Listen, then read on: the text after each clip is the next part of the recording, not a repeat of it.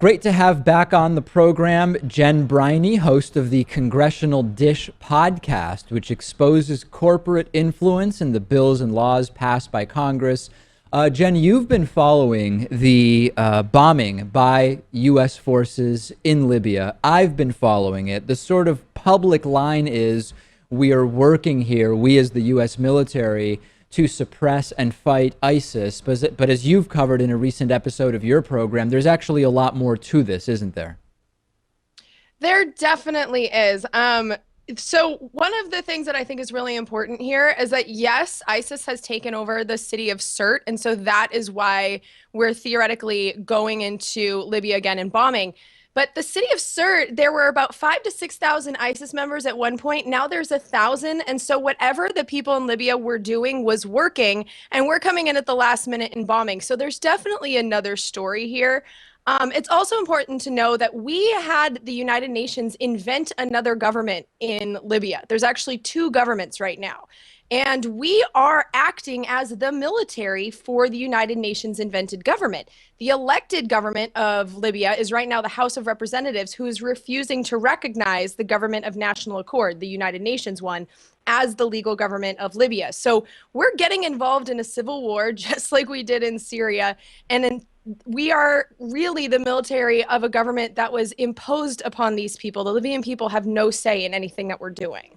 And we continue to see this sort of vicious cycle of American foreign policy in certain parts of the world where we're doing airstrikes against ISIS because prior military and foreign policy decisions created a power vacuum, which led to the rise of ISIS. And this is unlikely to be the last time that we sort of observe this vicious cycle. We've seen it in Iraq. And that also, I think, is a story that even if you believe that the specifics now are related to ISIS, the bigger picture of having to go in to solve problems that we, in a sort of way, allowed to exist, is not new to American foreign policy.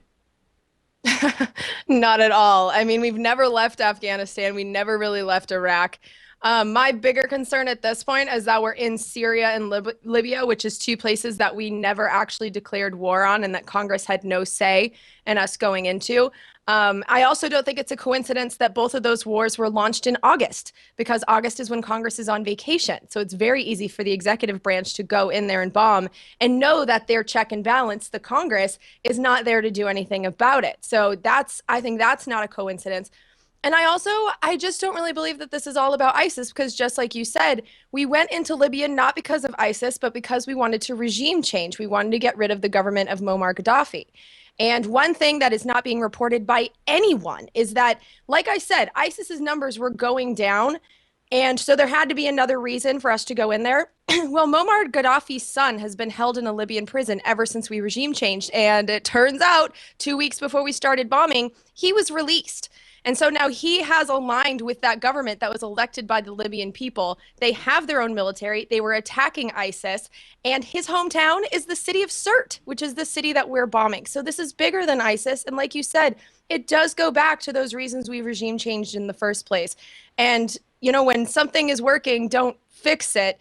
I think the thing that broke here is not ISIS. I think it's Muammar Gaddafi's son, Saif, getting out of prison. You mentioned one other aspect I want to talk about, which is that there was no congressional vote on this action. These airstrikes were basically done under the legal authority of the 2001 authorization for military force that really was meant for the perpetrators of 9/11, Al-Qaeda, to go after those groups, and it's been used mostly for that. But with every passing year, that same authorization of force is used to create other offensives. And what's amazing to me is there's kind of a double-edged sword. On the one hand, you can make a pretty good case that we're pretty far removed from that now, and really there should be a different legal authority for these actions. On the other hand, you can actually connect it to that authorization of force insofar as much of the instability we're now trying to deal with is related to prior decisions made under the exact same authorization of force. So as much as I'd like to say it's crazy to still rely on that, there is a connection you can draw. See, I struggle to find the connection with Libya. I spent the last 2 weeks looking into why regime changed in 2011, and it had nothing to do with 9/11. I also reread the 2001 authorization for the use of military force, which all Americans should do. It's less than a page. And it says specifically it's to go after the people that were involved in planning and attacking us on 9/11. Muammar Gaddafi was not one of them. And No, there's I no get proof that. And maybe I he was. misstated. Just in order to be clear, what I mean is, on the one hand, there's no doubt that it's being used now for incursions that don't actually have anything to do with the reason that we have that authorization for military force. What is interesting, and for me, this is not a justification, but it's more of something to think about, that the existence of ISIS is in many ways connected to the vacuum that was created by decisions made in relation to that original authorization for military force. It's not in any way of a defense of what we're doing. It's just sort of something that I can't help but think about whenever I realize how far we've strayed from the original point of that authorization. Yeah, the snowball that just rolls down the hill and gets bigger and bigger and bigger. Correct. That's really what we've created here, because it was 9/11, and then we went into Iraq on false pretenses, and then whoopsie, ISIS became a thing. You're right. It's all connected. It's just not a justification. The only thing I'm concerned about at this point is that Lindsey Graham, who's a crazy senator from South Carolina, he authored an authorization for the use of military force that Senator Mitch McConnell, who's the leader of the Senate, he had it skip the entire committee process. So it's ready for a vote in the Senate. So if we're calling our congressmen and encouraging them to do a new authorization for the use of military force, we might end up with the Lindsey Graham version, which is even worse than the 9/11 version. This one really does authorize war anytime, anywhere, against anyone. And I know that sounds extreme, but it's true. And so I'm really concerned that our reaction to this type of stuff is to be like, hey, we need a new authorization. We might want to be careful what we wish for here, because as bad as the 9/11 one is, the one they have waiting in the wings, this is going to authorize so much more than this one even does. And it doesn't seem to be holding back the Obama administration at all. It's funny how, on the one hand, Lindsey Graham is often the voice of reason when it comes to the insanity of Donald Trump. And on the other hand, much less publicly, of course, he is doing this. Same Lindsey Graham, though. Same guy. And I know Lindsey Graham from watching hearings. I watch him in the Senate Armed Services Committee all the time, where John McCain is the chairman. And that's where I really have concerns about him. I mean, I think he truly is afraid of everything. And so that's why he feels, and he asked the military commanders, like, wouldn't you like to be able to bomb wherever you feel is necessary at any time and have it be open-ended? Like, doesn't this sound great to you? And of course they said yes.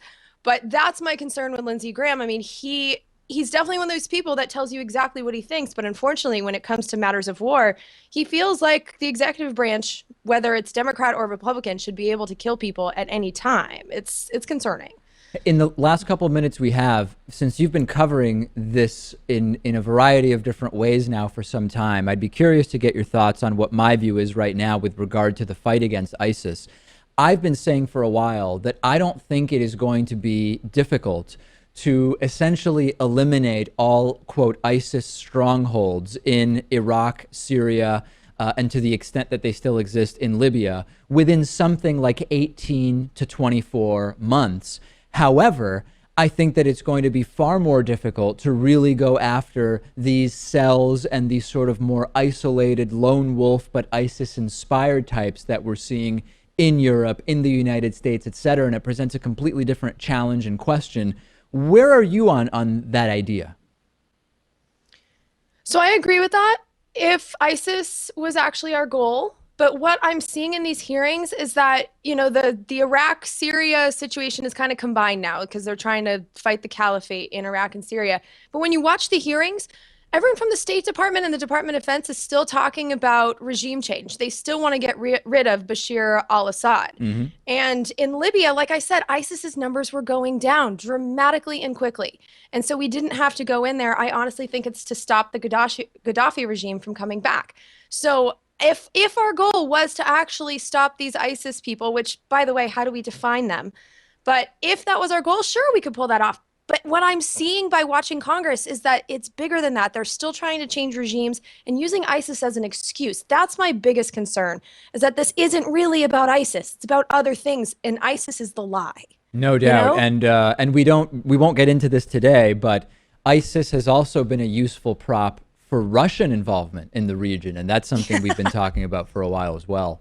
All right, Jen Briney, host of the Congressional Dish podcast. Check it out. Jen, thanks as always for joining us. Thanks for having me.